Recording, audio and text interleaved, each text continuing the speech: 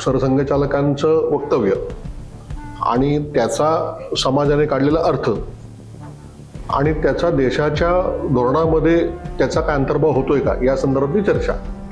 म्हणजे प्रत्येक स्त्रीने किमान 2.1 अपत्य जन्माला घातलं पाहिजे असा तो एक साधारणतः ॲव्हरेज आहे. लोकसंख्या घटताना मग त्याचा परिणाम त्या एखाद्या विशिष्ट समाजाची घटते का एखाद्या विशिष्ट जाती धर्माची घटते असं होत नाही, तर ते सरसकट होतं. जर जन्मदर आता कमी झाला तर तो समाज नष्ट होतो किंवा तो देश अडचणीत येतो. आणि ते एवढ्यासाठी की तो 2.1च्या खाली गेल्यामुळे त्यांनी कदाचित चिंता व्यक्त केली असेल. जपान हे सगळ्यात प्रमुख उदाहरण आता आपल्याला समक्ष आहे. आणि त्या देशामध्ये जे आयुर्मान आहे ते आयुर्मान हे जास्त आहे. अमेरिका आणि चीनमध्ये इतकी स्पर्धा आहे की चीन ही पुढची जागतिक महासत्ता होते अशी एक साधारणतः आता चर्चा.